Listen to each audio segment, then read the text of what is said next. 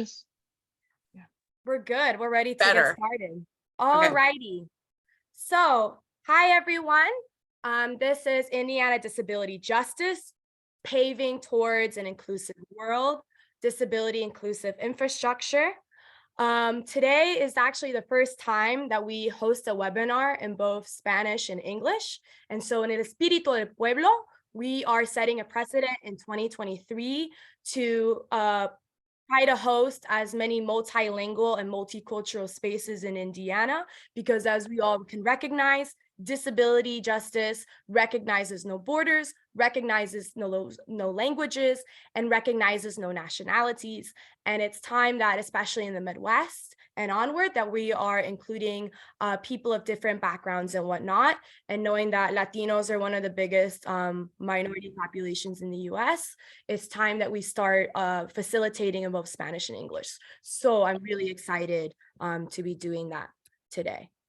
So with that being said, Jody, Sierra, could you switch to the next slide, please? Alrighty, so making our virtual space, a couple notes about the technology today. We will be recording this and you will have access to the recording shortly after the webinar. You will also see that your mic was automatically muted when you entered today's webinar, okay? In terms of audio troubleshooting, call in with a phone for the best audio experience, and webcams in use. Yes, you can see the presenters or most of the presenters, okay? We highly encourage you to ask questions, and in order to do so, you will need to use the chat option, commonly found on the right side of your screen, and let us know which speaker your question is addressed to. At certain points during today's presentation, I will read questions out loud for the whole audience to hear. So please let me know if you would like your question to be read anonymously without your name attached to it, okay? So thank you to our live CART provider, Deb Brown. CART stands for Communication Access Real-Time Translation. And thank you so much as well to our Spanish interpreter, Jaime, today. All right. Sierra is tech support, so please directly message Sierra about troubleshooting. And in terms of language access, just remember to consider calling in, okay? For folks that want to, para las personas que quieren escuchar este webinar en español, tú puedes cliquear en el círculo que tiene el globo y te va a dar la opción entre inglés y español, ¿ok? So, si ustedes quieren escuchar este webinar en español, tienes esa opción vía el canal de idiomas, ¿ok? Next slide, please. All right, so IndianaDisabilityJustice.org is our website. We're an organization that is statewide in Indiana. We have first-person stories, arts and creative writing, webinars like these, risk and protective factors for folks with disabilities, and accessible evaluation, as well as newsletters. Please subscribe to them, right? We were founded in 2018. Some of our co-founders are actually here with us today, like our tech support lady, Sierra Thomas, as well as our friend and comrade, Scan Cantola, who's in our audience today. The Hub is a container for all of your violence prevention work, and we offer more than 22 webinars and a YouTube channel organized and delivered by disabled and neurodivergent people. We have been able to distribute nearly $18,000 to disabled and neurodivergent content creators who have submitted art, creative writing, and more.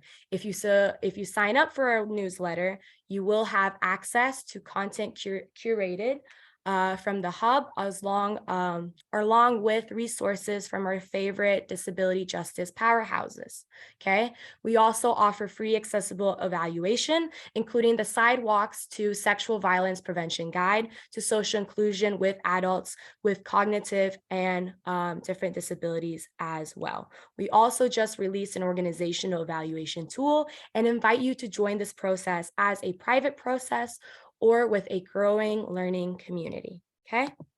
All righty, next slide, please. All righty, so a little bit about myself. My name is Yenny Bencoma Suarez. I use she, her, ella pronouns. I identify proudly as a neurodivergent Caribbean Latina. I was born and raised in Louisville, Kentucky, and I'm currently based between Lafayette, Indiana, and Indianapolis, Indiana. I identify as a person who has ADHD, depression, anxiety, and CPTSD. I have 5+ years of movement building and anti-oppression work. And in 2020 and onward, I have worked to set up multiple mutual aid networks across Kentuckiana and have fundraised tens of thousands of dollars directly to go to housing, food, and bail funds. I have a BA in Latin American Latino Studies and Middle Eastern Islamic Studies from the University of Louisville, and I currently serve on the leadership team at the Indiana Disability Justice Task Force. I'm also currently an adolescent health and sex educator at Life Smart Youth, which is an organization based in Indianapolis, Indiana. Alrighty, next slide, please, and I'm gonna pass it over to Ricardo. Hello, everyone. My name is Ricardo Shaheen. I grew up in Lebanon in a small village called Abrin in northern Lebanon. I came to the US back in 2020 to continue my education at Purdue University, and I'm now based in Lafayette, Indiana. I hold a Bachelor's of Engineering and a Master's of Science, both in Civil Engineering from the Lebanese American University. I have been doing research for more years now. I still got it. Almost all my research has pivoted around transportation topics.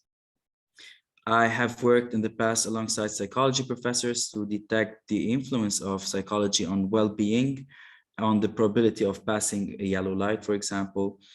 Other projects were about human factors, travel safety, and cell phone usage.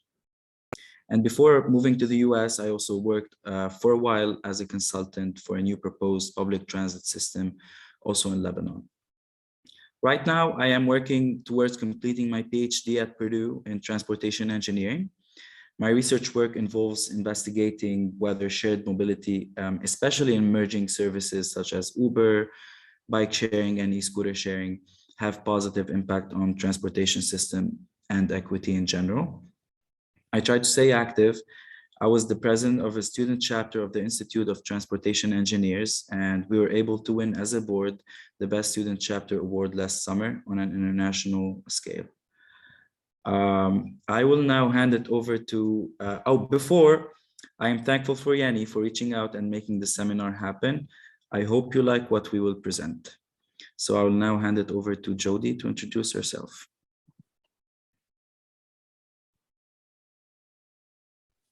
Jody is still working to get in right now, but I'll introduce myself. My name is Haley Rigger. I use she, her pronouns, and I am with the IBJ leadership team. I will be supporting Jody and communicating when she arrives. So as Jody speaks, I will repeat what she shares from her point of view. So if you hear me speaking here on out, it will be just repeating Jody's direct words. And I can read this description as we're waiting on Jody to arrive, unless she is here now. Okay. She is not here yet. Okay, then I will share information from Jody's slide then. In this picture, we have Jody, who's a pale-skinned woman with short dark hair and is wearing reddish glasses. She's wearing a blue sweater and blue jeans. She is sitting in a power chair. Her grin is huge and is infectious. Jody is an independent consultant for the Indiana Coalition Against Domestic Violence, where she serves on the leadership committee of Indiana Disability Justice. Currently, she serves as the communication and website coordinator for IDJ. Jody is also a licensed Christian minister whose faith motivates her to promote human dignity of all people. She views embracing our humanness as a path to violence prevention. Jody has cerebral palsy with visual and speech impairments. She also deals with PTSD, depression, and anxiety. She uses a power chair for mobility.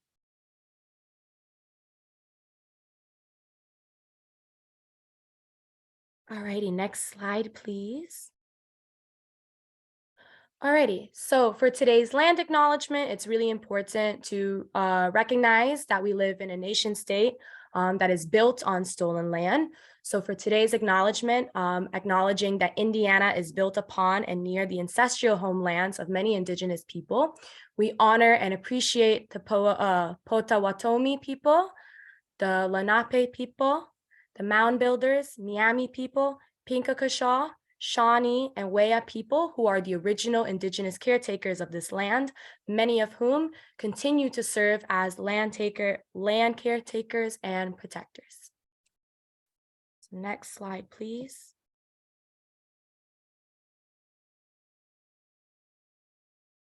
Alrighty, so for today's webinar, community agreements. So using terminology, excuse me. If you want to speak up or make a statement, just making sure that you're using statements that start with I, right? And challenge by choice. So being mindful that we're all attending with an open mind and that we're all learning together, including Ricardo, Jody, and I, and saying it ugly. I want this to be a safe space for people to learn today and to ask all the questions that they'd like to know about today's subject, okay? Next slide, please. So a note on the language that we're using today. So oftentimes self-advocates self-identify in different ways. So when connecting with people with disabilities, please ask them which language they prefer, whether they prefer person first language, such as disabled folks, or identity first language. For example, a person who is disabled or a person with disabilities. All right, next slide, please. So for today's learning objectives is to define what is ableism, to learn about the 5 barriers disabled folks face, to learn the differences between disability rights versus disability justice, to discover how transportation infrastructure impacts people with disabilities, physical and neurodivergent, to learn about the ADA, American with Disabilities Act, as well as its limitations, and to tap into common solutions to tackle the injustice that people with disabilities face every day. Next slide, please. So we are first going to be talking about ableism and defining what that means, including socialized ableism and institutionalized ableism. So next slide. Alrighty, so understanding disability and ableism is the work of every revolutionary, activist, and organizer of every human being. And this is a quote by Mia Mingus, who is a Korean transracial adoptee, a disability justice organizer and activist, as well as a writer and educator for the Transformative Justice and Disability Justice Collective in the Bay Area. She also identifies as a queer, physically disabled woman raised in the Caribbean. Next slide, please. Alrighty. So to put it frankly, ableism is discrimination and oppression of disabled people and the societal belief that being abled is normal and preferred, and any person that exists outside of that is scrutinized, discriminated, and even demonized in a way. I do tend to prefer the working definition by Talila T.L. Lewis. And the working term for ableism is a system that places value on people's bodies and minds based on societally constructed ideas of normalcy, intelligence, and excellence. And these constructed ideas of normalcy, intelligence, excellence are deeply rooted in anti-Blackness, eugenics, and capitalism. So this form of systemic oppression leads to people in society determining who is valuable and worthy based on people's appearance and or their ability to satisfactorily produce, excel, and behave. You do not have to be disabled to experience ableism.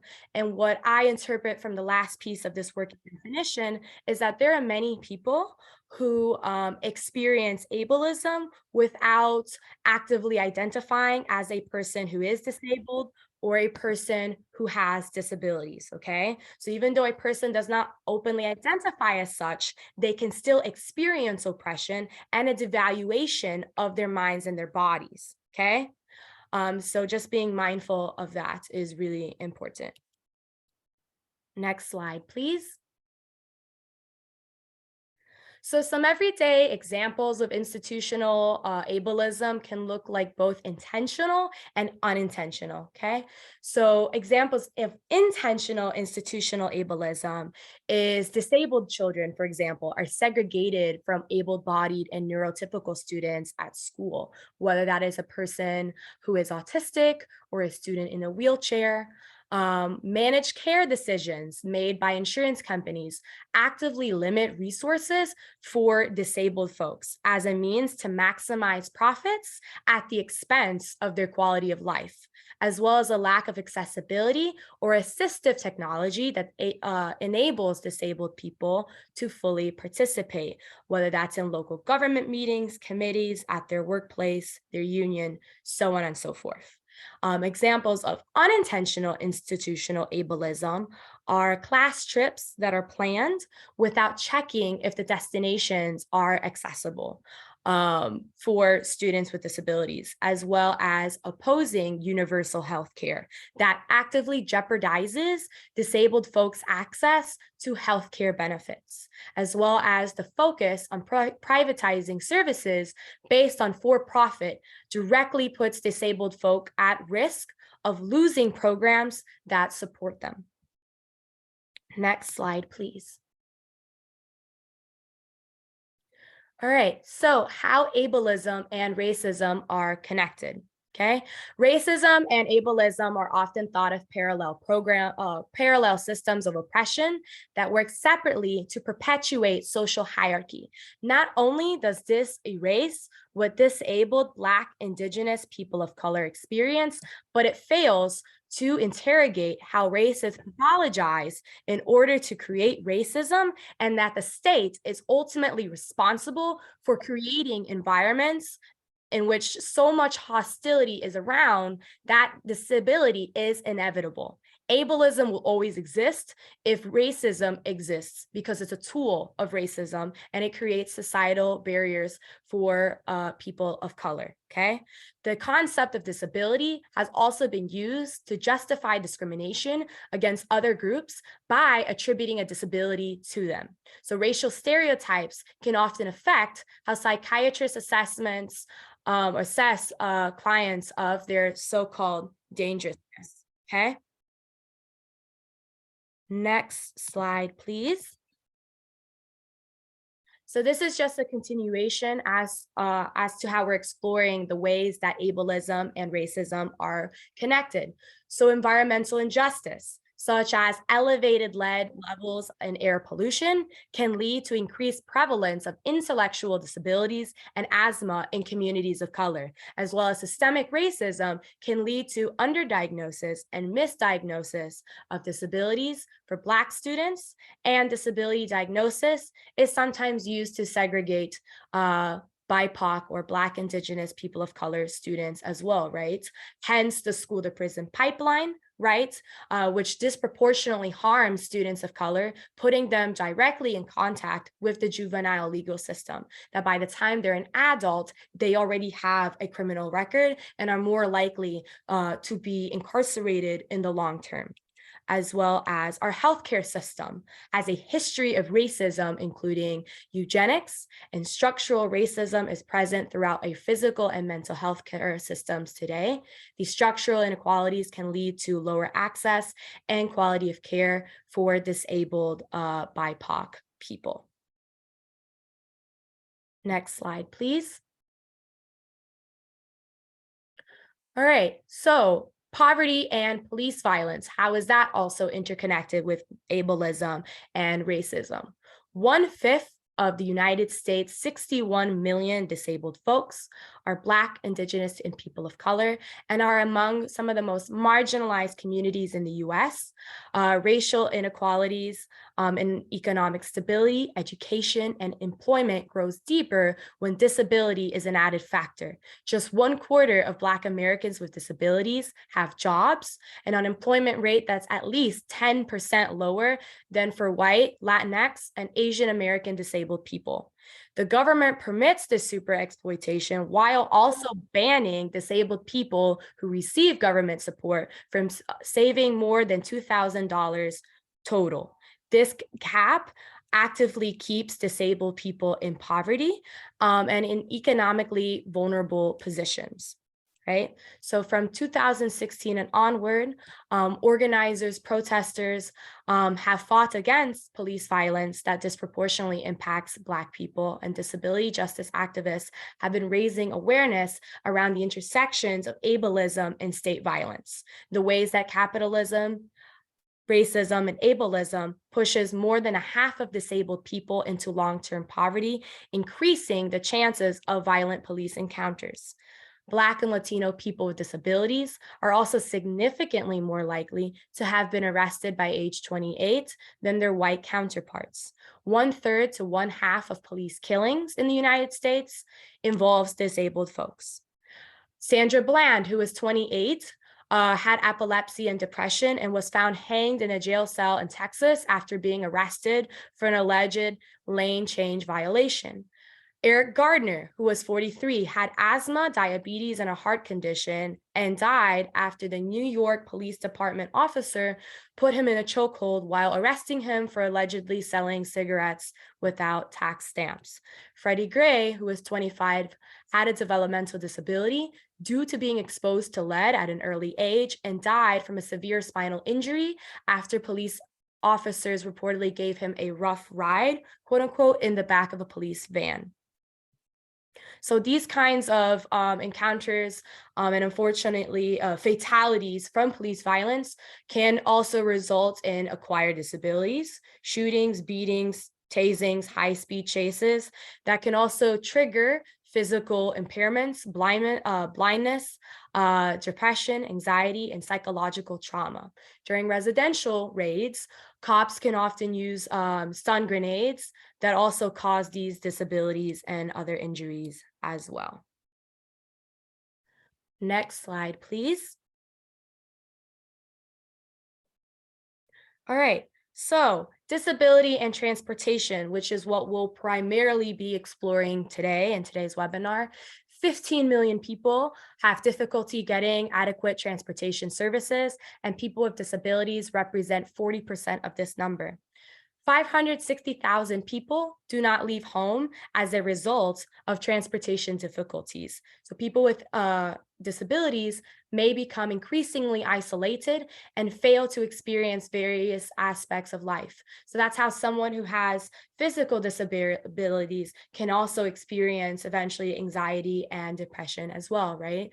People with disabilities were found to be more likely to have problems with inadequate transportation, so 34% compared to 16% of people without disabilities, and additionally, a 38% gap in employment, more than a double probability of living in poverty, and lower rates of high school and college degrees.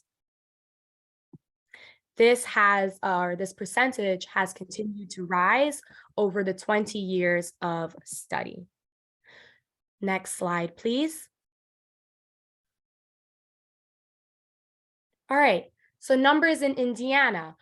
More than 1 million folks in Indiana, so exactly about 1,382,302 adults in Indiana have a disability, and 12% have a mobility disability or serious difficulty walking and climbing the stairs. All right. 5 barriers for people with disabilities. So people with disabilities can face numerous barriers in their daily lives that can be summed up primarily into 5 groups. So physical barriers, communication barriers, technological barriers, institutional barriers, and attitudinal barriers. Next slide, please. So physical barriers, these would be the structural obstacles in man-made or natural environments that prevent or block mobility. So for example, curbs that prevent a person in a wheelchair from entering a building or using a sidewalk. Next slide, please. Institutional barriers. So institutional ableism are the laws, the policies, and regulations that exclude disabled people from full integration and participation, as well as it consisting of the lack of enforcement and political support for policies which further limits the inclusion of disabled people. Communicational barriers. So this is when sensory disabilities such as hearing, seeing, or learning disabilities have not been taken into consideration when creating spaces and/or infrastructure. These barriers are affected by people who use different ways of communication, speaking, reading, and understanding. So as we're talking about this throughout our webinar, we also need to be mindful, right, that disability is not monolithic. Ableism can play out very differently for wheelchair users, deaf people, or people who have mental, psychiatric, and cognitive disabilities. None of these are mutually exclusive and are all complicated by race, class, gender, immigration, sexuality, welfare status, incarceration, age, and geographic location. Next slide, please. And attitudinal barriers. So that's the stigma, prejudice, and discrimination against disabled people, assuming that their quality of life is poor or that they aren't healthy, okay? Next slide. Technological barriers. So this is about folks with impaired hearing and vision who often cannot make use of some services offered in transportation facilities, such as reading the bus stop display and hearing announcements, okay? So some people are not capable of using a touch screen to get a transit ticket at a time where ticketing booths continue to be understaffed due to many reasons. So about 1 million people have died from COVID-19, which means a smaller workforce. And so on top of that, the revival of the labor movement in the US means that frontline workers are rightfully demanding higher wages. But as they're doing that, simultaneously, we need to be aware that there are people with disabilities that are struggling to get to where they need to be. Alrighty, and I'm gonna pass it over to Ricardo. Thank you, Annie, for your take on ableism and the 5 barriers for people with disabilities. So let's move on to the Americans with Disabilities Act. You all have probably heard about the ADA or have seen it written somewhere. So we will now shed light on what this act is and how it is implemented. Next, please. So ADA, or Americans with Disabilities Act, is a federal civil that was signed on July 26, 1990. It basically prohibits discrimination on the basis of disability. So its purpose is to broaden the definition of disability, which had been narrowed by the US Supreme Court decisions. So mainly the ADA is divided into 5 titles. Title 1, which prohibits discrimination on the basis of disability in all aspects of employment. Title 2 prohibits denying public services with disabilities, and it basically public transportation systems such as public transit buses, brails must be accessible to individuals with disabilities. Title 3 is about providing public accommodations to facilities such as restaurants, hotels, grocery stores, retail stores, etc., as well as privately owned transportation systems. And then Title 4 is concerned with the telecommunications. And there's also the 5th title, which is also concerned with miscellaneous topics. So in a nutshell, ADA aims to ensure equal opportunity for people with disabilities. However, the history of ADA did not begin during 1990. Next, please. So in 1988, ADA was first introduced in Congress. However, from a legal perspective, a profound and historic shift in disability public policy occurred in 1973 with the passage of Section 504 of the Rehabilitation Act. So this section, which banned discrimination on the basis of disability by recipients of federal funds, it followed previous laws which banned race, ethnic origin, and sex-based discrimination by federal fund recipients. Next, please. So what was the seed that started it all? So despite these important milestones, the fight had been ongoing for much longer throughout the United States. So local groups and independent movements involving thousands of people started challenging social barriers that, one, stigmatized disability, two, excluded and segregated both directly and indirectly people with disabilities, and three, favored institutionalizing people with disabilities. So this excluded people from their communities, and when parents of children with disabilities began to fight against the exclusion and segregation of their children, so it began with the establishment of local groups to advocate for the rights of people with disabilities.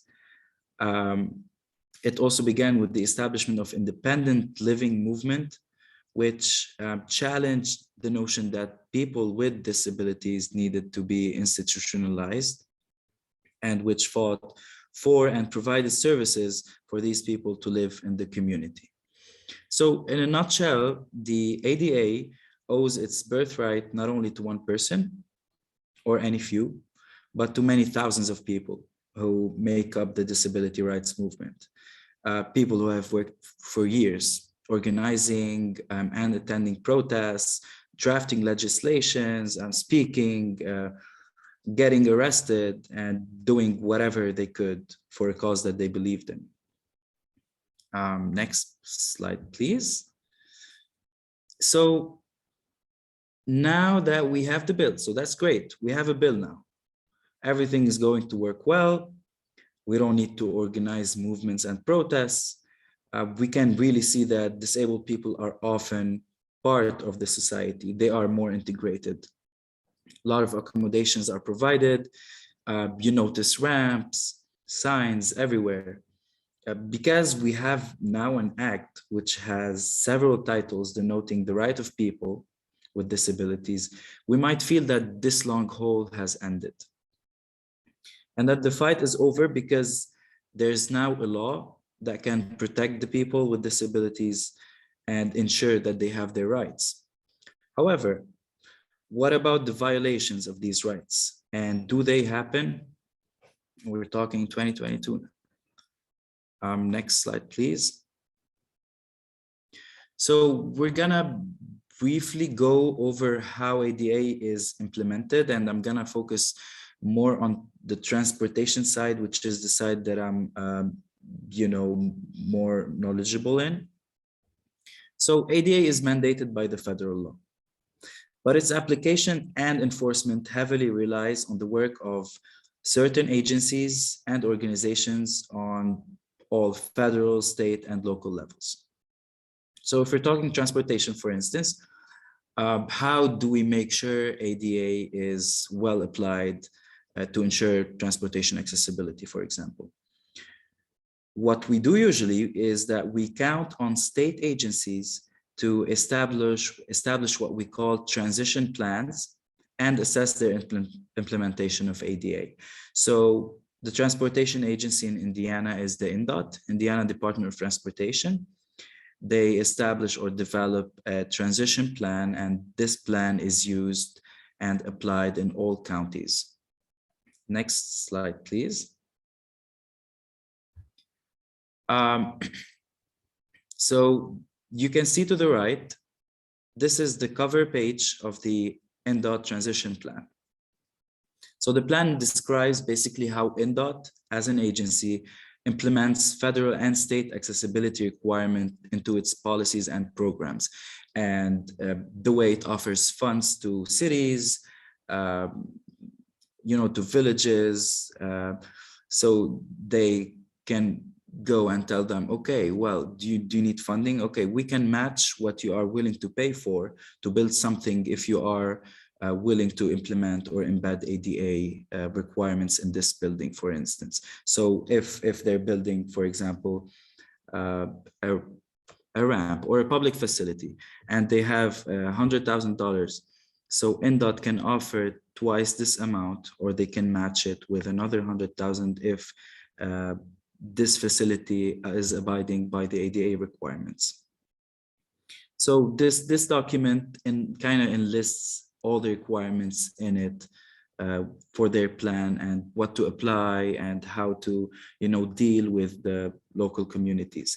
It is about 73 pages, and it is available online on NDOT's website.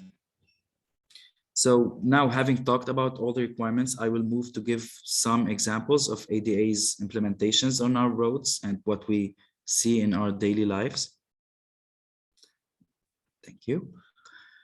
So, curb ramps. I think we've all seen curb ramps. These ramps are required in public places. They are in place to help or prevent situations such as people falling out of wheelchairs or tripping while using canes or a walker. The ADA requires curb ramps to be installed along any accessible route in a public area, along a path where there's a change in height greater than ½ an inch. These compliant curbs usually come with tactile warnings and required at bus, rail, and other facilities operated by federal agencies, as well as inner city and commuter rail stations. So these warnings usually come in many colors, but usually in colors that are bright and easily seen, such as polymer, yellow, or pink. Next, please. However, just like everything in life, these curb ramps need maintenance. So we can often see on the roads some curb ramps that are worn out and cracked. The tactile and the visual warnings are not as vibrant as before. These are two examples from Lafayette, where I live. I took these myself. So as you can see, the curb ramp is worn out. And then on the other side, you can see that there are cracks. So it would be difficult for me, I mean, for people who walk easily, I mean, we wouldn't notice, but for people who use, wheelchairs or canes, walkers, it would be very inconvenient for them to, go through these cracks or this weed, especially if there are a lot of cracks. And we will see more examples in the next slides. Next slide, please. Example of implementation of ADA on our roads are islands at intersections. So these crossing islands, or we call them also sometimes center islands or refugee islands, or median slow point, are raised islands placed in the center of the street at intersection or mid-block locations to help protect crossing from motor vehicles. So these usually enhance pedestrian crossings. They make incoming vehicles reduce their speeds when they are approaching pedestrian crossings, and they highlight pedestrian crossings. So it makes it more convenient, especially for those who take more or who need more time to cross the street, to make it more convenient for them and, well, less scary eventually. Next slide, please. The one before. Thank you. There's bus shelters. So shelters provide protection from the elements while waiting for the bus. And we all know how inconvenient it could be waiting.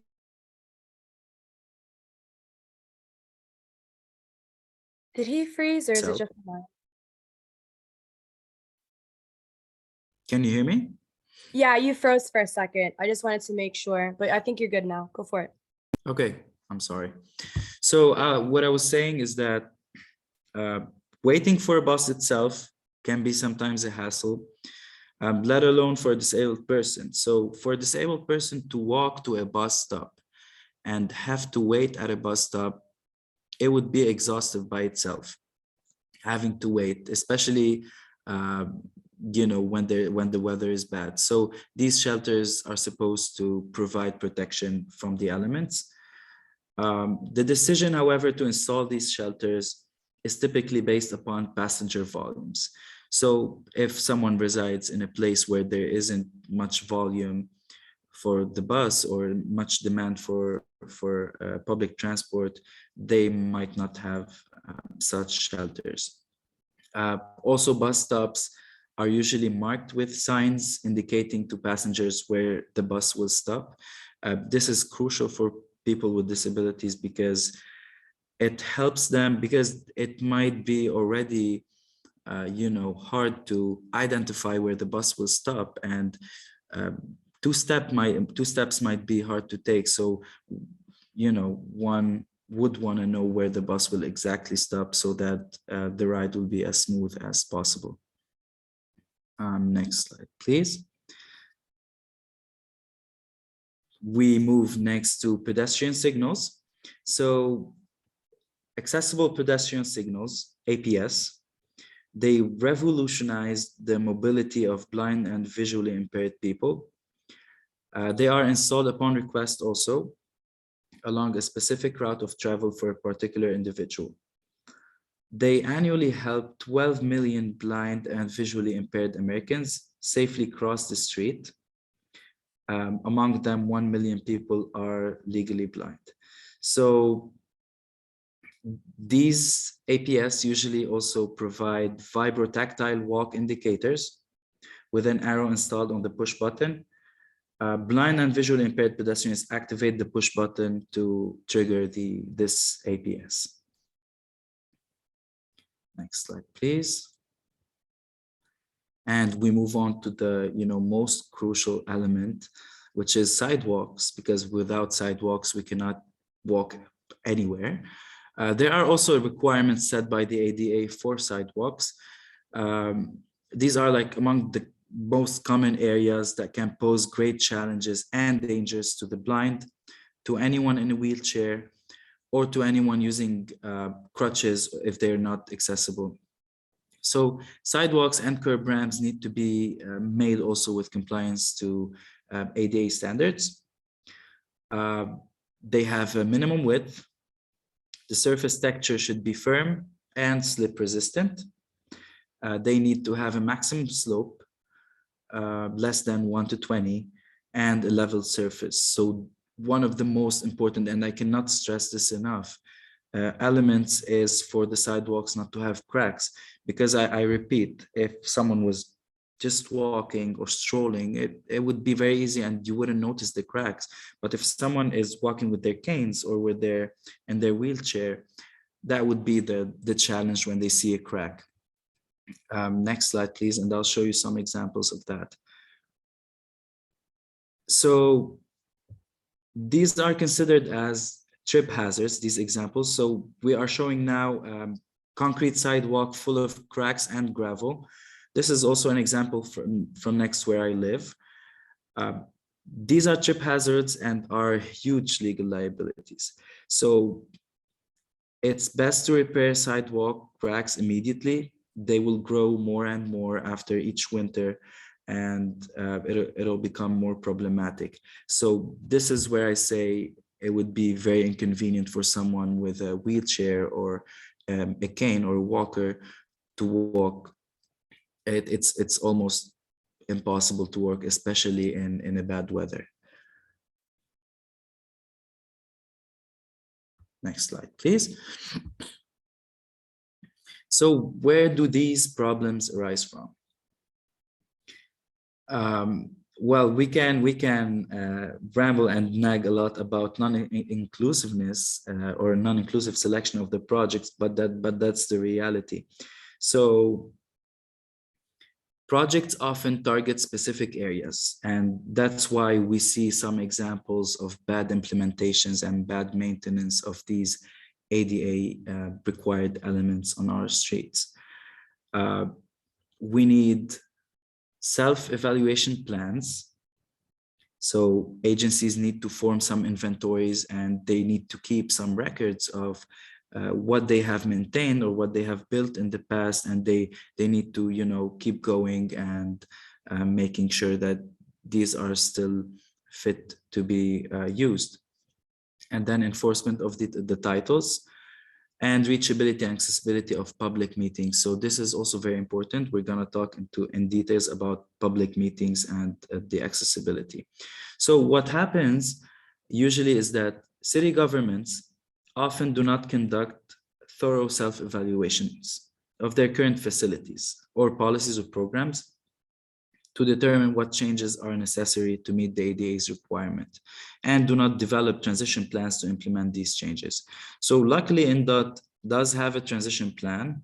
They do have a self-evaluation plan. They have a nice inventory. And you can see on the right a map of Indiana with like red dots, and these show, so I modeled that on Python. I tried to show the distribution of projects of where ADA work or maintenance has been done during 2022. And it shows that they are somehow distributed over the counties. But more work is needed regarding that to kind of look more into inclusiveness and based on what they're choosing where their projects are targeted. Next slide, please. So public meetings.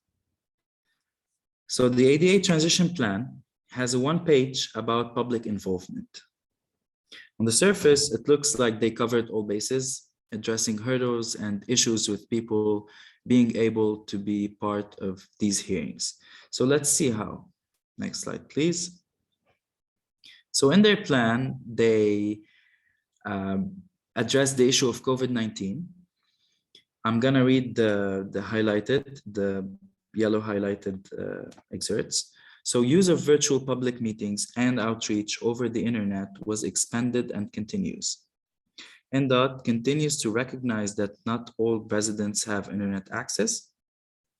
Libraries where the plan has been placed in the past have indicated that the plan is not requested or viewed.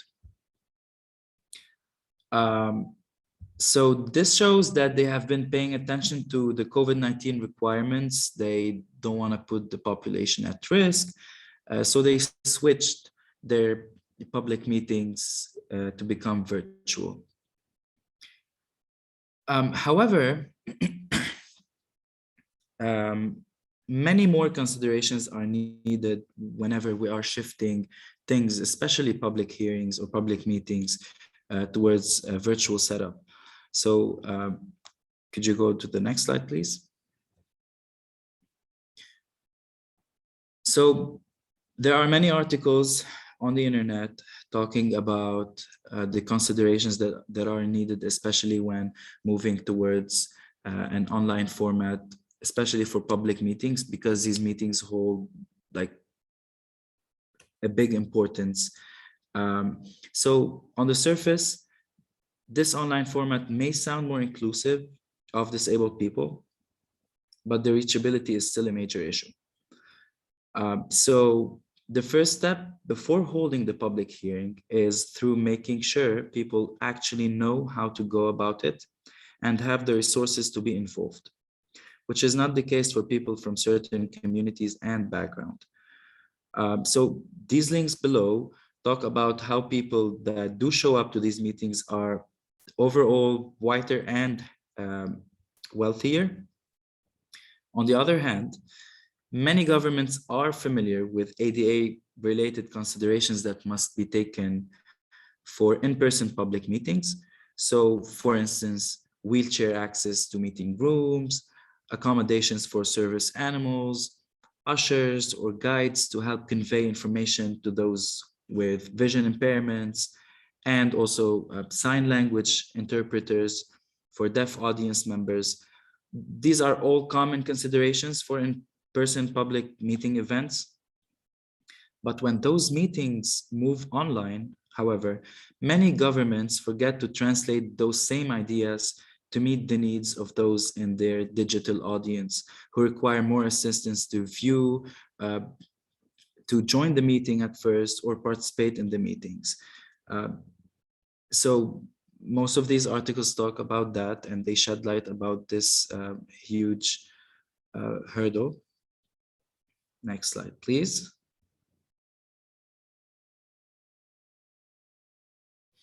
So in a nutshell, looking at ADA, I think ADA was a very important milestone.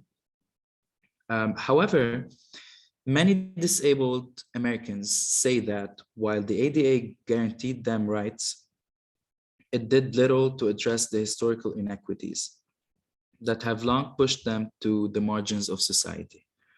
So children with disabilities are still less likely to graduate from high school and far less likely to attend college than their non-disabled peers.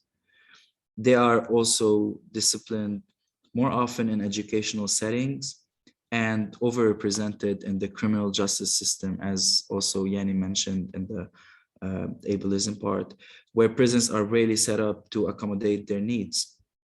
So also access to employment. So Title I talks about how employment is, it prohibits against discrimination against employment opportunities, which is one of the central promises of the ADA. However, if you give that right, but you do not offer, for example, transportation options to be able to go to work, then you would still be at a disadvantage. And that's a very important point. One last point I would want to also talk about is the grandfather clause. So the ADA stresses about maintaining old stuff, or when maintaining, you have to make them ADA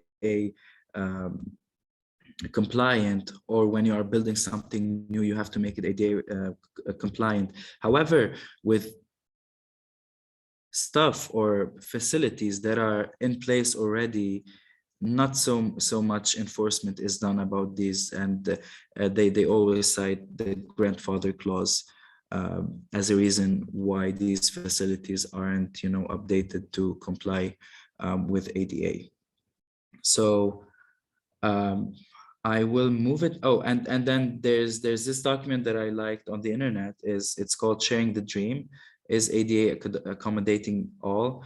Findings and recommendations. So they offer findings and recommendations for each point that they are trying to make about whether ADA is accommodating or not.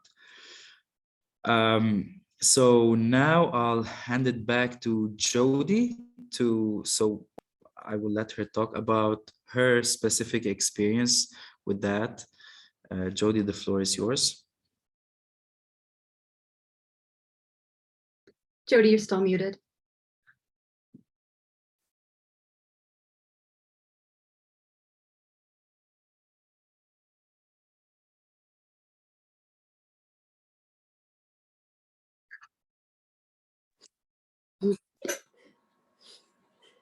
Hi everyone. And I'm doing to help my friend Hattie help me communicate. Hi, everyone. I'm going to have my friend Haley help me communicate. My name is Jody Michelle, My name is Jody Michelle, and I would like to tell me, I would like to talk about what it's like to have transportation limitations. I would like to talk about what it's like to have transportation limitations. Hattie will read the signs and I will add to them. Haley will read the slides and I will add to them. Transportation issues in Jody's life. Dependent on public transportation and paratransit. Unable to drive due to my vision. Many people with disabilities are able to drive. Many people with disabilities are unable to drive. However, in my case, I have cerebral palsy and vision issues. In my case, I have cerebral palsy and vision issues.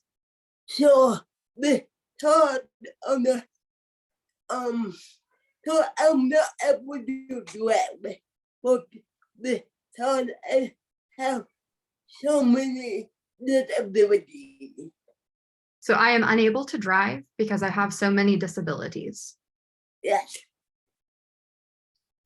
Can't Yeah. afford an accessible van for others to drive. I think it was when cars are a lot more accessible than the typical vans and cars. Accessible vans and cars are a lot more expensive than typical vans and cars. There are some programs that allow people to help people with disabilities to help with accessible vans. There are some programs that help people with disabilities. I'm sorry, Jody, what was the last part? Was it afford to purchase? Yes. However, they are very few and they are a long process. However, they are very few and they are a long process. And there are many hoops you jump through. And there are many hoops to jump through.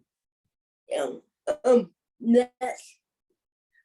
Unable to transfer into vehicles. I used to be able to do this, but now I'm not. I used to be able to do this, but now I am not.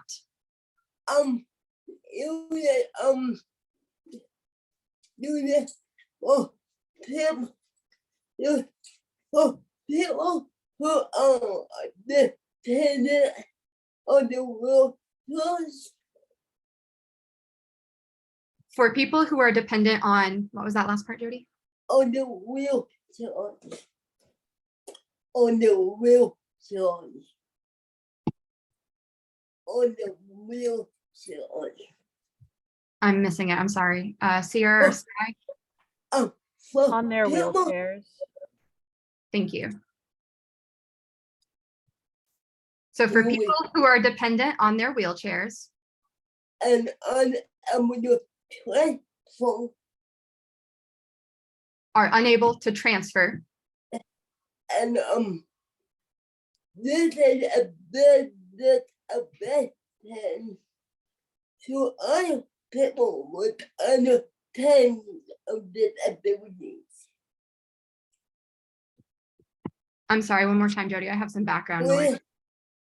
This means we have more restrictions than other people with other kinds of disabilities. This means that we have more restrictions than other people with other kinds of disabilities. Yeah. Because of family and friends and the rights.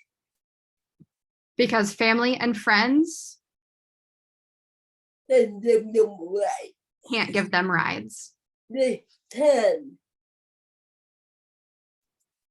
People with other kinds of disabilities are able to do that. People with other kinds of disabilities are able to do that, But we are not. but we are not. Yes. Yes. Sidewalks are not accessible enough, which limits where I can travel in my wheelchair. So I know how many were accessible van, and I'm going to transform into typical cars. So I don't have access to an accessible van, and I'm not able to transfer into cars. Oh, wait a minute. I can drive me around town.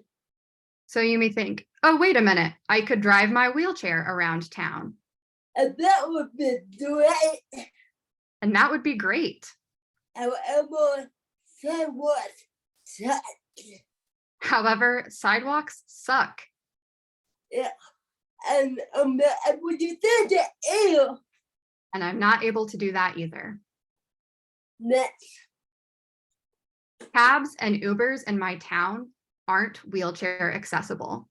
There is one accessible cab, but there are restrictions. Yeah, you, I mean, so that is not an option for me. So that is not an option for me. Next. What does it mean to be dependent on public transportation and paratransit? Because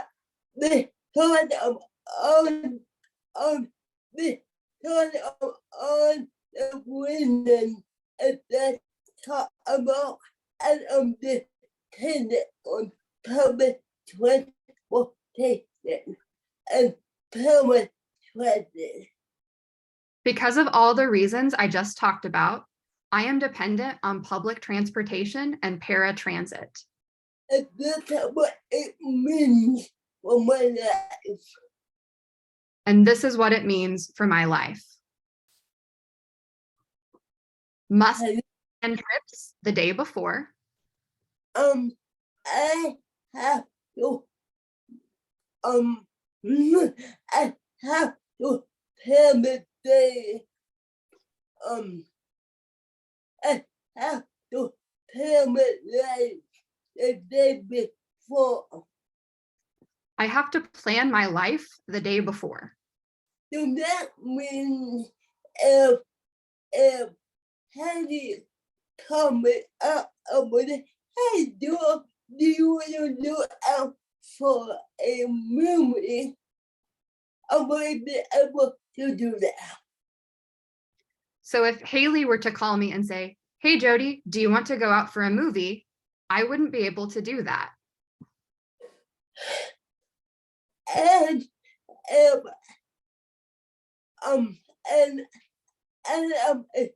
with the middle. One more time, sorry. As a middle. As a minister?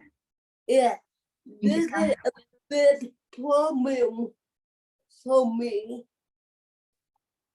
And as a minister, this is a big problem for me. Because if I have someone dying in the hospital.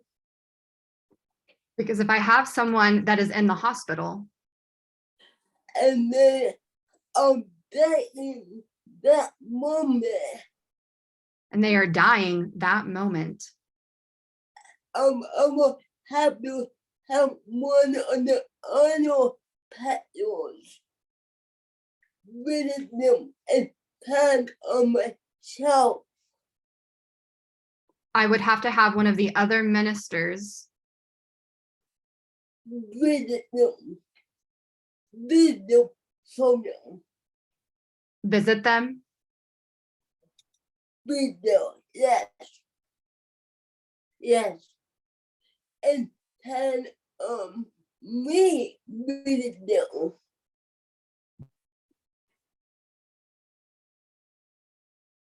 One more time. Instead of me visiting them. Visit them. I won't be able to visit them for them. I won't be able to be there for them. In the last moment. in their last moments. So that means I have really people in the hospital if they if I have a bad notice.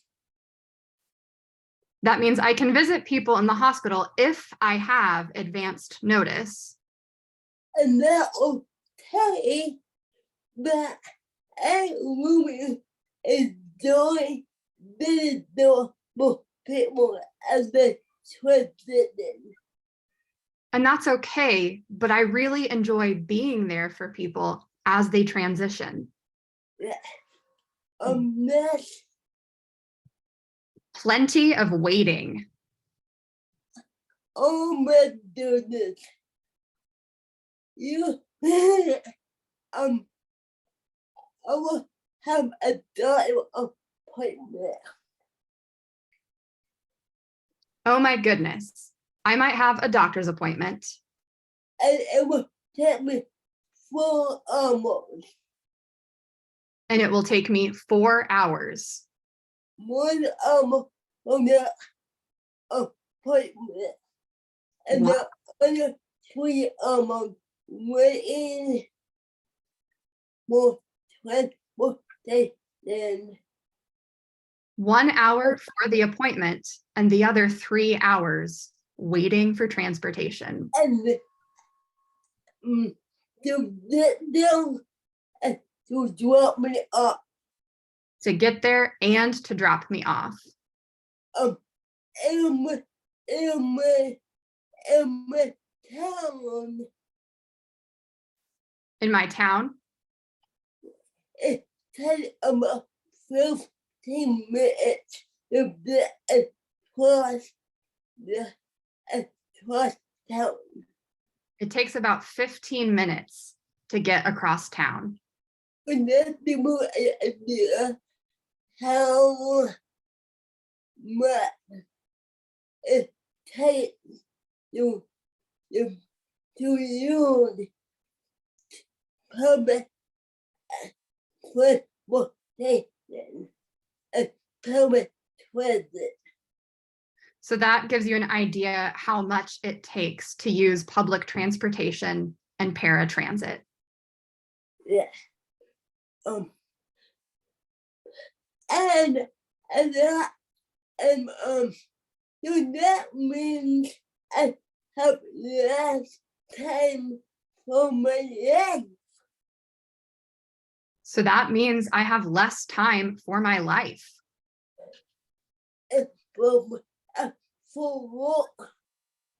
and for work. That Takes forever to just go to a few places per day. yeah. I think the idea of that. It takes me 3 or 4 hours for one appointment. I'm beginning to can't do much in one day. So just to repeat that, if it takes me 3 or 4 hours just for one appointment, I can't do much else in the day. Yeah. Next. Last pickup at 6:45. Before the pandemic, it was 9:15. This limits my life. You know,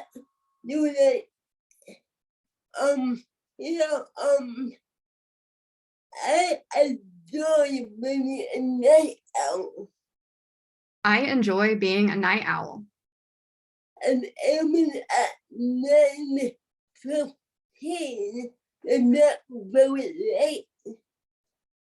And ending at 9:15 is not very late. But now that it's 6:45, it will be frustrating even more. But now that it's 6:45, it's really frustrating even more.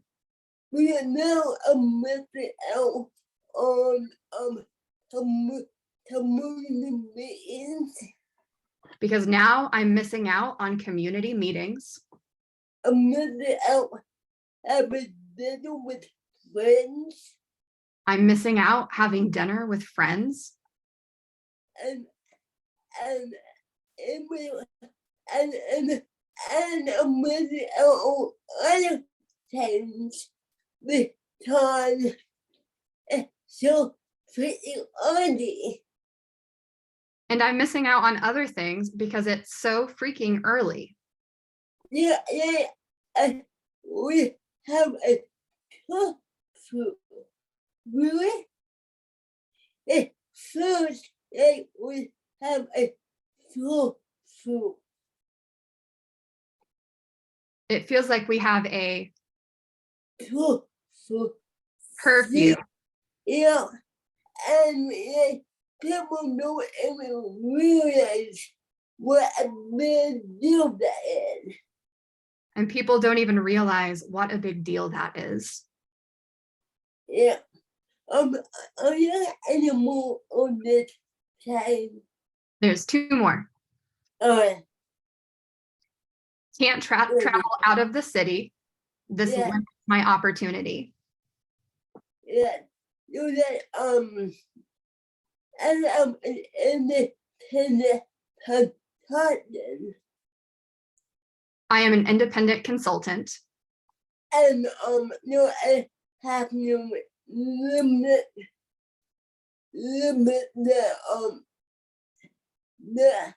the limit when opportunity for work. And this limits my opportunities for work.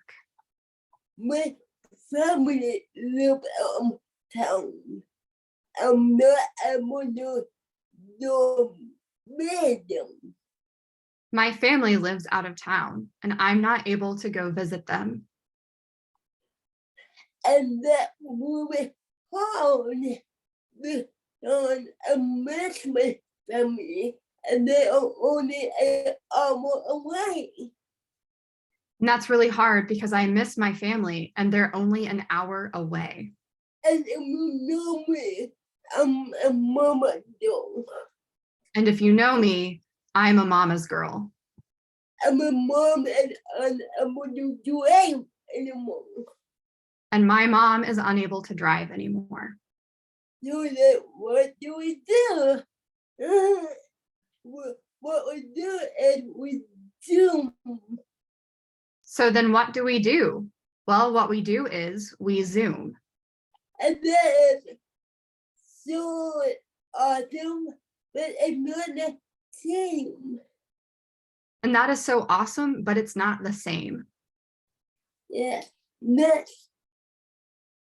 Makes me vulnerable to violence. I can't escape when I'm in danger. And I'm going to be honest with you guys. I'm going to be honest with you guys. My husband has a mental illness, My ex-husband has a mental illness. and when he had an episode, And when he has an episode, he did. It is not very safe to be around him. it is not very safe to be around him. But I never had a way to leave the house. But I never had a way to leave the house. So I had to go to another room until he calmed down.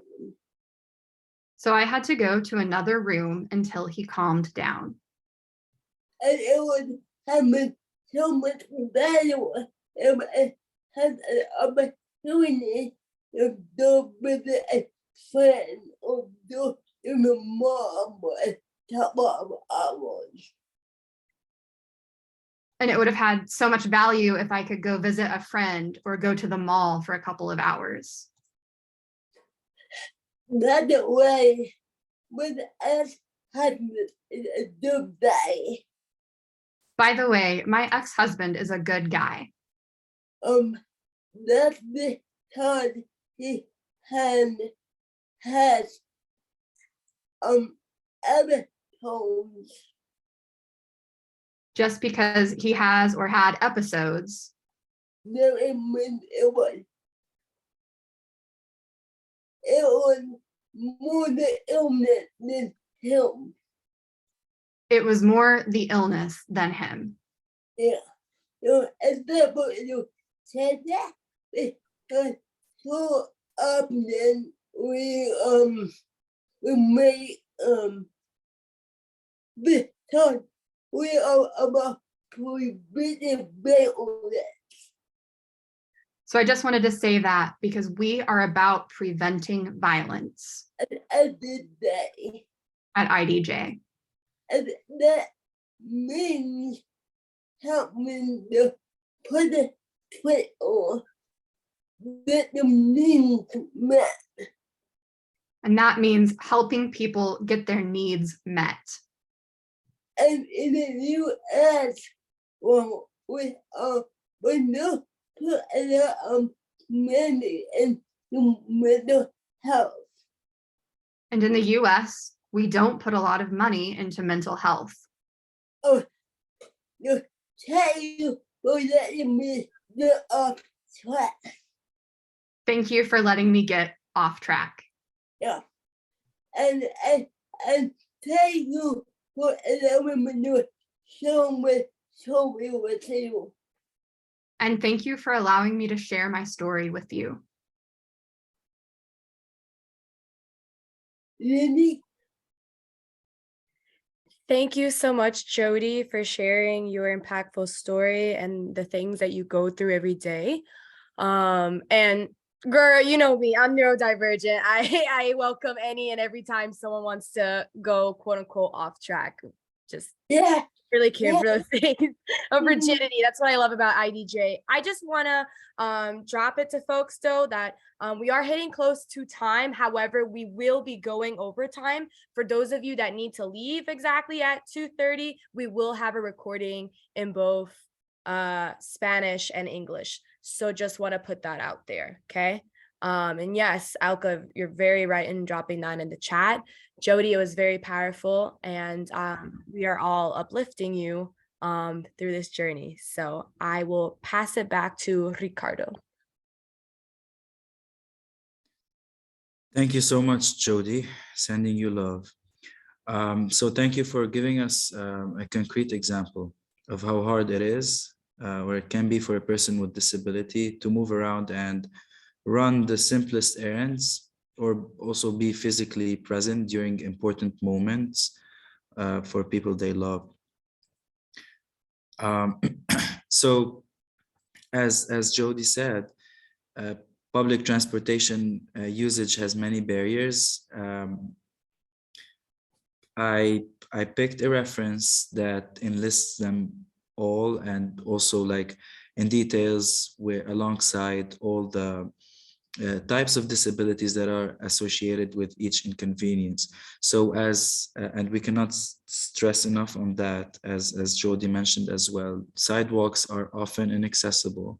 It's hard to move on sidewalks, to be able to go and sit and wait for the bus at the station.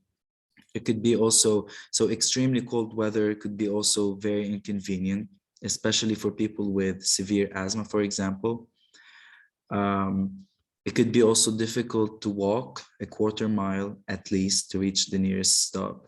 So people with asthma, emphysema, chronic obstructive pulmonary disease, and bronchitis may severely limit their endurance to walk and also stand at a bus stop and wait for it.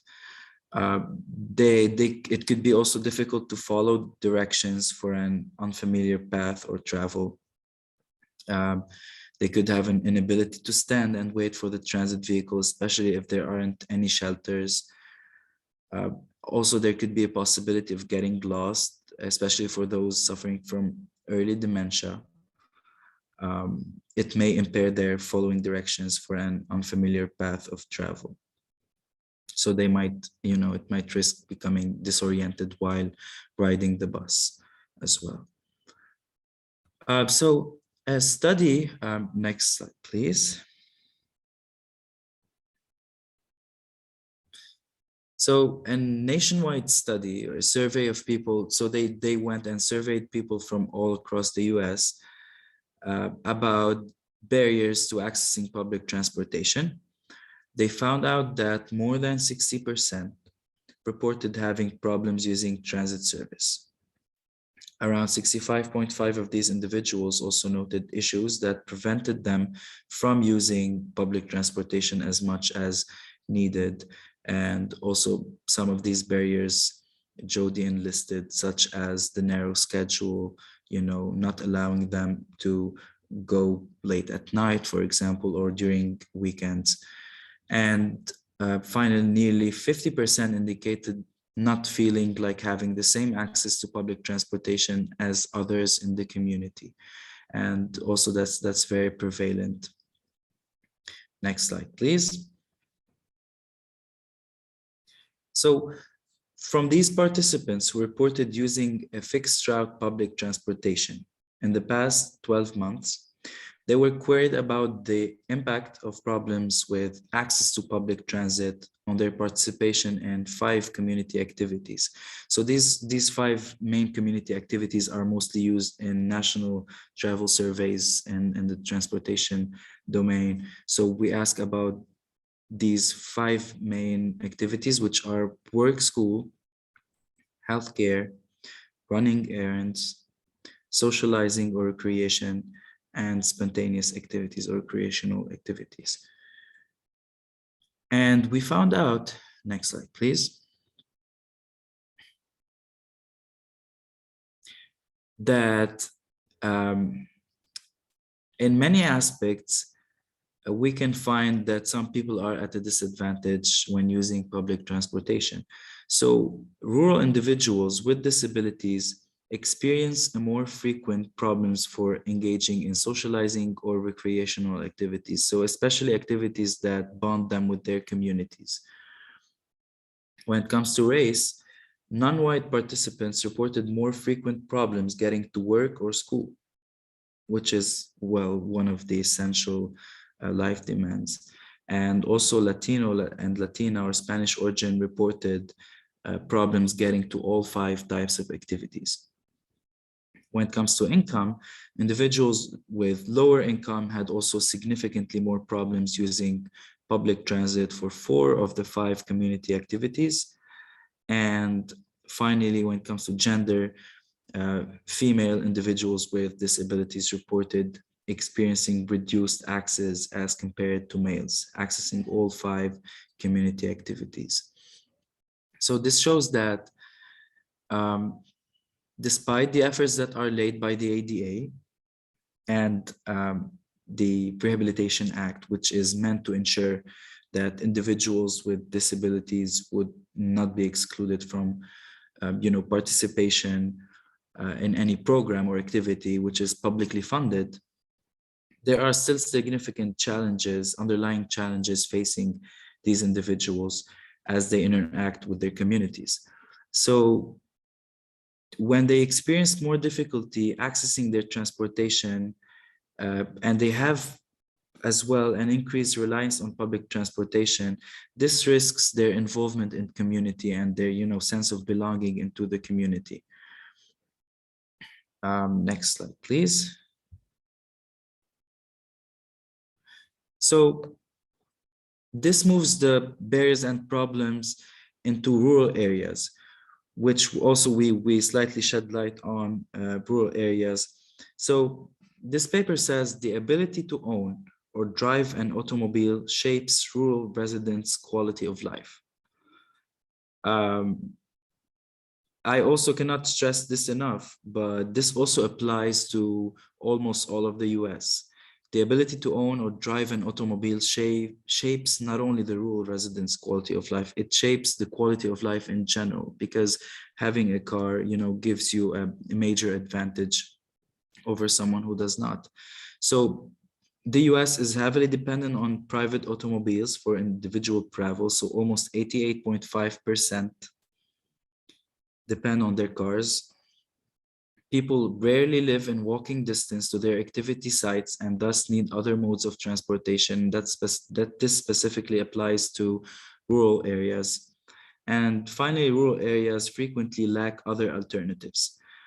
So before we take a closer look, when we say accessibility, we do not only refer to being able to use public transportation, but also to use transportation as a connection between the community itself and its need and livability and the characteristics that make the community a desirable place to live. So, and that's why these transportation barriers have a significant impact on people with disabilities, opportunities to fully participate in their communities. Next slide, please. So in Indiana, we do have 92 counties in total. 42 are labeled as rural counties. Out of these 42, we have 13 counties with high transportation need and low accessibility based on a certain scale. And out of these 13, there are 4 counties with no transportation services offered at all. In these 13 high transportation need and low accessibility counties, the public transportation system is a demand response system. So as Jody was referring, so you have to plan a day ahead and there are no fixed routes and no inner city bus. So you would have to book a ride the day before and, you know, ask for the bus to come. 2, they are constrained to daytime services and on weekdays. So also you'll have to choose the plans that are most convenient or suited for such schedules. Although bus fares are low, but prices can increase considerably for trips over long distances. So which might be also sometimes inconvenient for people with, you know, not much allocations. I will have also to say that similar conditions might apply to suburban setups, not only rural areas. Suburban setups, especially those that are heavily dependent on cars as well. So if such alternative transportation modes are not available, people who do not own a car or cannot drive are at a disadvantage, of course. They cannot easily reach opportunities. As also Jody mentioned, this can limit opportunities and it makes them dependent on others for rides. Also, such limitations limit travel flexibility and may put people at risk of social exclusion, which is very dangerous. So in the extreme, staying at home becomes default, which signals a severely diminished quality of life.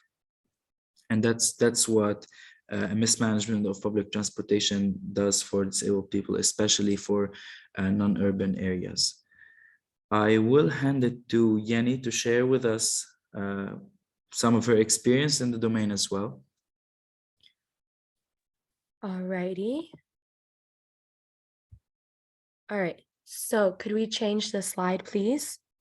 Okay, so something that is really important to talk about as well is that with the American Disabilities Act, of course, the framework and the focus, and even in its language, is on Americans, right? So who is considered American and who's not considered American. And oftentimes, even though undocumented immigrants live here, they've built their lives here, many of their children have been born here, they pay taxes. Oftentimes, as we all know, they're not protected, right? Undocumented immigrants as well as migrant farm workers.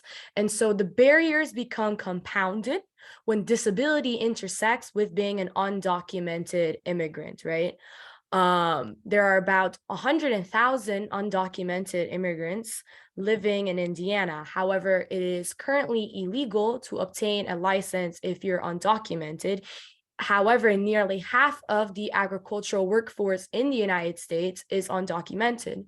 The fear of immigration enforcement and retaliation from employers heavily discourages immigrant workers from enforcing their workplace rights, voicing grievances and/or wage claims. And so ADA does not extend further enough to enact the protections for disabled undocumented people. Yes, there is technicality. Anyone who's working in a workplace, especially if it's a workplace more than, I believe, 15 people, the ADA extends to them, but it's the implementation of those protections, which I highly underscored, right? So these vulnerable communities are risking their status every day and their safety every day by commuting to work, dropping their kids off, running errands in fear of getting caught by the police and then detained by ICE, which is Immigration, Customs, and Enforcement, for being an unlicensed driver, right? So the government is in a way encouraging people to quote unquote break the law, even though they need a license to get around, especially in places like Indiana, where we all know that we don't have good, reliable public transit, much less in rural areas. There has been movement in Indiana to push for undocumented people to be able to get a license. So if that were to pass, which we should be applying pressure to our lawmakers to pass this policy, this law, Indiana would then become the 18th state after Illinois to pass on these protections for Indiana farm workers and undocumented immigrants overall. I have been made aware that there has been organizing and movement work around this specific issue. Cosecha, Indiana, is a group of young Latinx youth that have been applying pressure and really pumping up the heat for this policy to pass. So this is something we should definitely be pushing onward in 2023. So I will pass that back to Ricardo. Thank you so much, Annie. Mhm. So we'll now go over some of the solutions and common practices that can be implemented to target this disparity. So there is a myriad of solutions, in fact. One of them is to establish a statewide framework to systemically target underdeveloped infrastructure. So most right-of-way comply with ADA standards. However, communities are not mandated to provide infrastructural changes if they do not already exist. So if they don't need to do the change, they don't do it, you know? And there are many steps that can be taken to target this. And one of them is through intensive feedback systems between transportation agencies and the local governments first. So, and that's something, as I told you, NDOT does, first create a spatial inventory with types of infrastructure. So this inventory, it could be anything, could be an Excel sheet, and this sheet would have coordinates of every ADA implementation that has been done and a timeline for its time for maintenance or time for change, or if a new technology comes up, how they can change it. And this system would provide an easy way around this problem, and they could have everything noted down in a sheet, in a single sheet, and spatially fragmented, granulated, and then through survey distribution. So they could also make it easier for individuals to provide feedback about their daily struggles. So there could be a system, an online system, or anything that might be very reachable to just so that people could be like, hey, I encountering this problem on this sidewalk, on this street, in this city, or in this town. You know, it could be as simple as this, or as easy as this, and this could also loop back to their inventory, and they can check, well, maybe it would have been 2 years since we implemented this change, and now there are many cracks, for example, and we could change this. So this feedback system is so important, although it needs some resources, but it is needed to ensure that ADA is implemented right. Next slide, please. So this brings us to also funding. So, everything is tied back to funding in a way. So allocating more funding means covering more undeserved areas. Statistics said that 25% of the US population resides in rural communities, yet only 6% of federal transit funding is allocated to serve them. So how do we make sure this changes?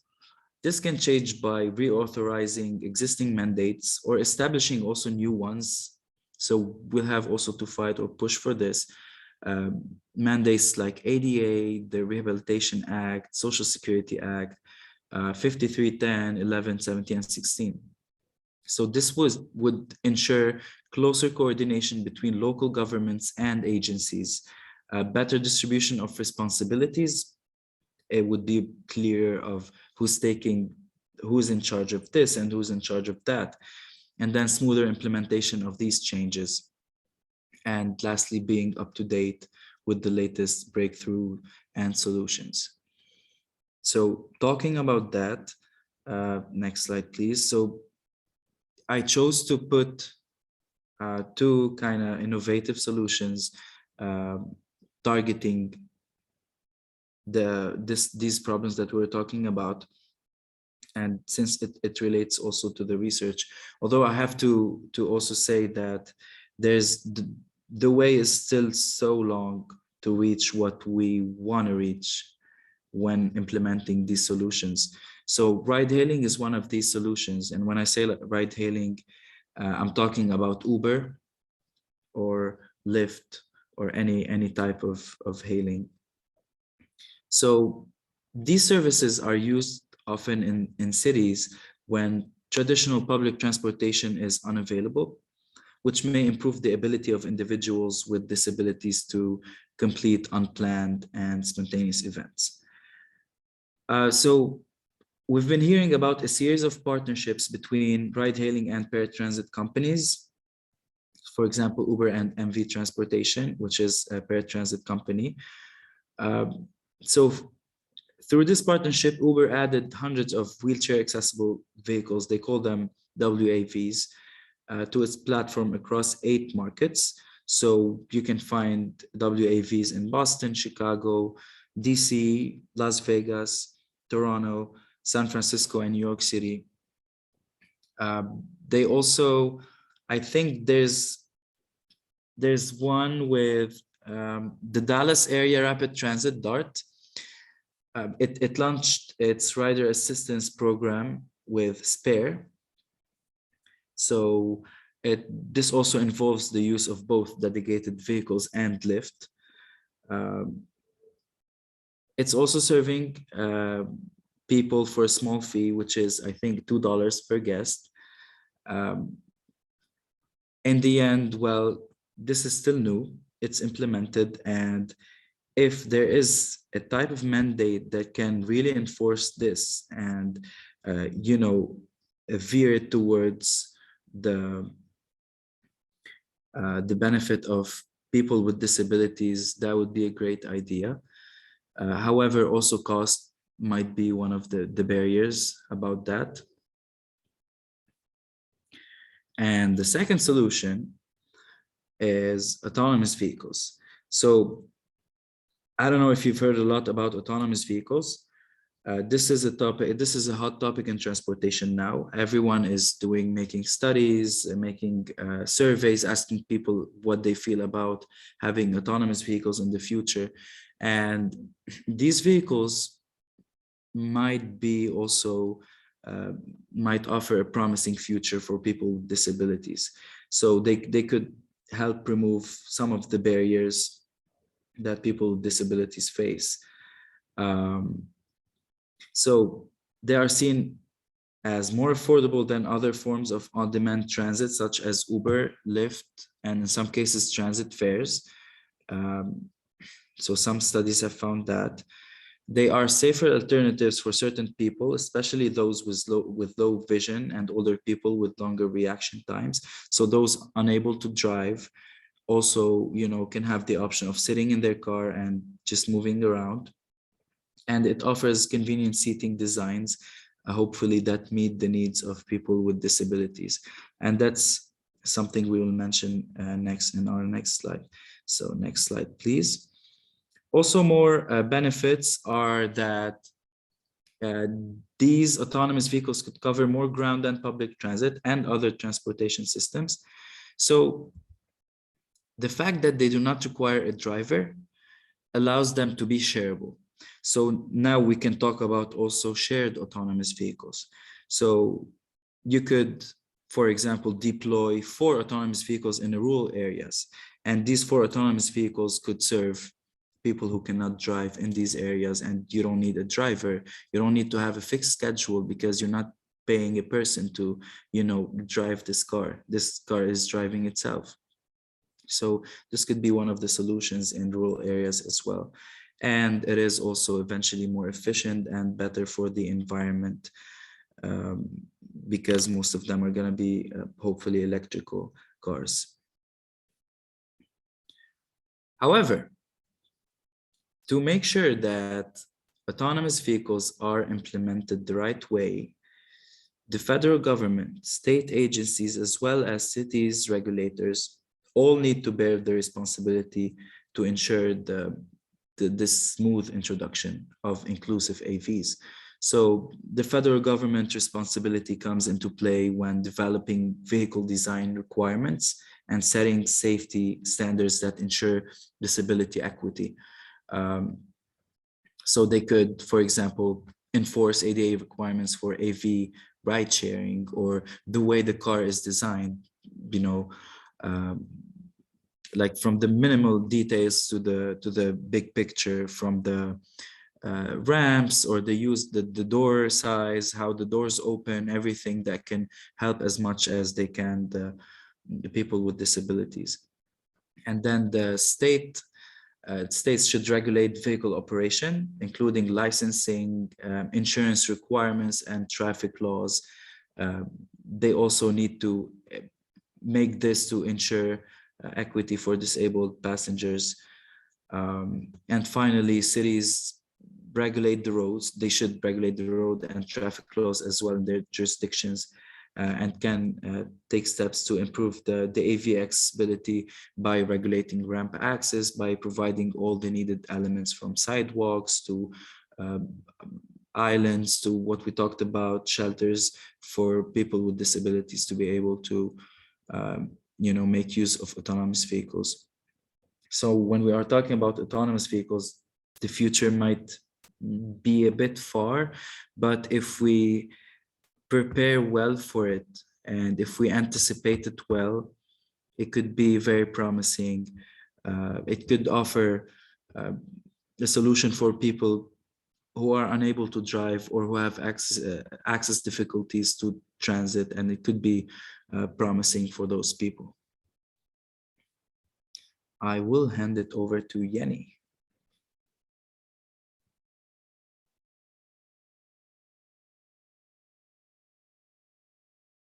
I noticed I was muted. Hello, I'm back. Thank you, Ricardo, for sharing with us the solutions and common practices. And you're right, the future at times feels so far, and at the same time it is close, right? So it's a conglomerate of different solutions that we can come to address disability inequities. So with that being said, it's also about a cultural shift that we need to be leading towards, right? So in the mainstream, there is the medical model of disability. So that's impairment and chronic illnesses that people talk about in relation to disabilities. However, people have this perception that while they pose real difficulties, they're not the main problem, because individuals are the problem. So people with disabilities are the problem. Whereas we need to shift towards addressing inaccessible attitudes, so prejudice, discrimination, lack of flexibility in our organizations, and practices in our procedures that continue to isolate and discriminate against people with disabilities. And so next slide, please. Really, the limitations of the ADA is that flat out, it's not rooted in disability justice. And so while it is a legal solution, it does not address nor fully acknowledge the societal attitudes towards disabled people, whereas disability justice understands what is ableist supremacy and understands the white privilege entails alongside a multitude of oppressive systems, right? So promoting that socio-political cultural shift is needed. And that's where disability justice comes in. So next slide, please. So the differences between disability rights versus disability justice is that disability rights has to do with working within the legal system to secure individual rights. However, to be able to access quote unquote these said rights, the disabled person must be aware in the first place that they are entitled to that mandated right and must actively fight for it. And so at the root of the disability rights framework is that it primarily uplifts those who can obtain power and access through legal recourse. So upper class, white folks, are people, are a demographic in our country that oftentimes can obtain power and access through legal recourse in such a way that communities of color are not able to do so, or undocumented people are not able to do so. So a privilege that many other disabled folks of intersecting marginalizations cannot do. Next slide, please. And so going onward with the differences between disability rights and disability justice is that disability rights is devoid of intersectionality. It's solely focusing on disability through a legal recourse, okay? And it's only oriented on changing policies. So it addresses symptoms of discrimination, but not the actual root causes of ableism, which is rooted in capitalism, which is rooted in white supremacy, which is rooted in patriarchy, anti-Blackness, so on and so forth. Whereas disability justice is an intersectional framework rooted in abolishing oppressive systems that relate and intersect with ableism. So those who are most impacted, people on the front line of these communities, are those who lead. So it's intersectional, it's interdependent, not independent, but interdependent, and it's anti-capitalist, and it's rooted in collective liberation. And so next slide, please. This is the last slide of our presentation, and this is what I kind of want to close us all out with, is reinvesting in life-giving systems through revamping our infrastructure. So as Jody was saying earlier, violence prevention work is expansive, and abolition is not just limited to dismantling policing, incarceration.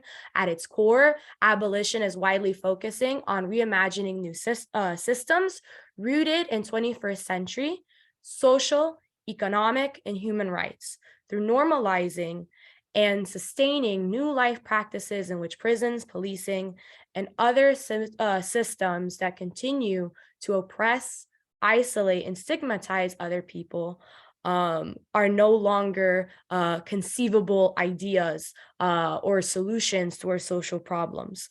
Abolitionism is not just about creating new responses to crises, but building a new society in which we collectively thrive in such a way that these crises become less and less common as our people and our communities have the tools that they need to prosper.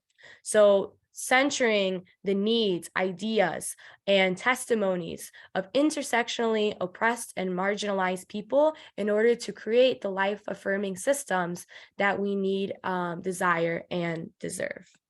So last but not least, here are our emails, okay? I will drop them in the chat.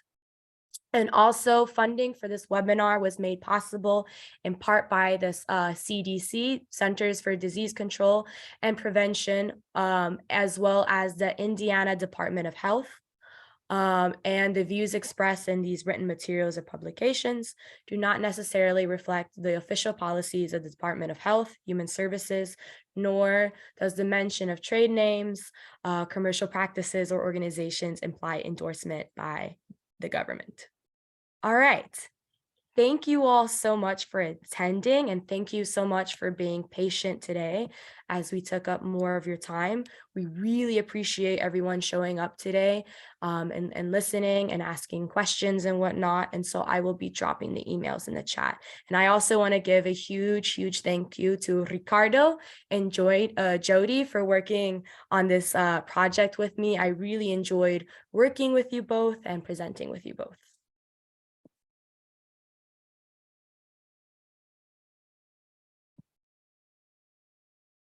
All righty.